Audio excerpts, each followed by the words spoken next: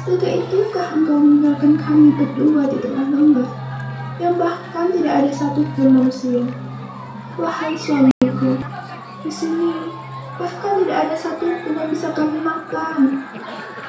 Apakah ini semua merupakan perintah dari Allah Subhanahu wa Ta'ala? Iya, istriku. Baiklah, aku tidak akan menang. Aku ikhlas dan merasa itu. Jika ini memang perintahnya, maka Allah tidak akan mengantarkan aku dan Ismail. Pergilah, wahai suamiku, laksanakan perintahnya.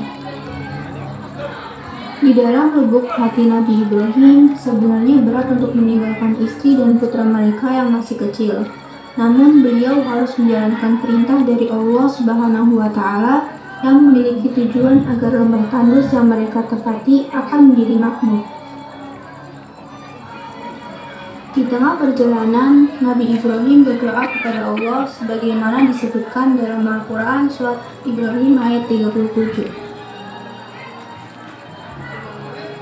Ya Tuhan kami, sesungguhnya aku telah menempatkan sebagian keturunanku di lembah yang tidak mempunyai taman-tanaman, di dekat rumah Engkau Baitullah yang dihormati.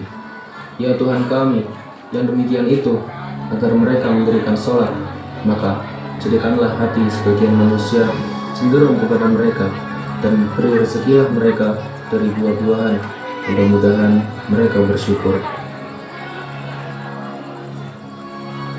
Sepeninggal Nabi Ibrahim, Siti Hajar menyusui Ismail kecil seperti biasa. Tetapi di hari berikutnya, mereka mulai kehabisan bahan makanan. Dilihatnya wajah Ismail kecil yang mulai menangis karena kehausan. Namun, asi Siti Hajar tak kunjung keluar. Ismail mulai menangis. Wahai anakku, sabarlah. Aku tahu kau pasti sangat kehausan. Tiba-tiba Siti Hajar melihat oase di balik bukit Sofa yang letaknya tidak jauh dari tempat mereka bermukim. Ia bertekad kuat dalam hati.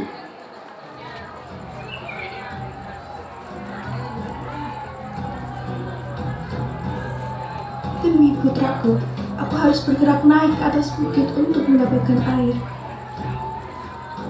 Ketika sampai di atas bukit Sofa, ternyata yang dilihatnya hanya fata morgana. Sepertinya ada air di balik bukit itu. Aku harus segera turun dari bukit ini. Siti Hajar sambil berlari-lari kecil turun dari bukit Safa dan naik ke atas bukit Marwah. Sesampainya di sana ternyata sama tidak ada oase. Tanpa sedikit pun mengeluh, Siti Hajar kembali turun dan naik ke bukit Safa karena melihat ada oase di sana. Siti Hajar berlari-lari kecil sebanyak 7 kali, naik dan turun bukit Safa ke bukit Marwah.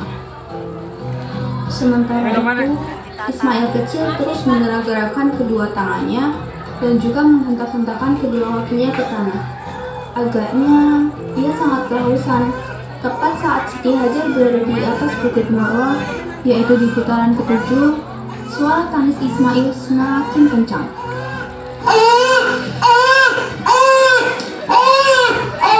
Tiba-tiba muncul sepancaran air dari hentakan kaki Ismail kecil.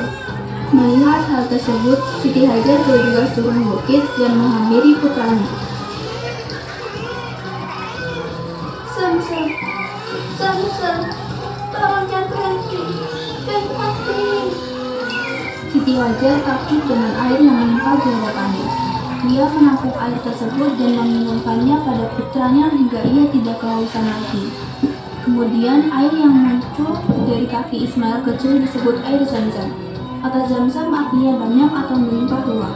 Sumber air yang melimpah ini kemudian menjadi sumber Zamzam yang tidak pernah kering sampai sekarang. Perjuangan Siti Hajar yaitu bolak-balik dari Bukit Safa ke Bukit Marwah sebanyak 7 kali diabadikan menjadi salah satu rukun haji yang dikenal dengan istilah sa'i. Demikianlah kisah di balik asal mula sumber Zamzam. Hikmah yang dapat kita ambil dari kisah ini adalah jangan menyerah meskipun dalam situasi sulit. Karena Allah Subhanahu wa Ta'ala akan menolong orang-orang yang memiliki niat baik seperti yang dicontohkan oleh Siti Hajar. Wallahu a'lam bishawab.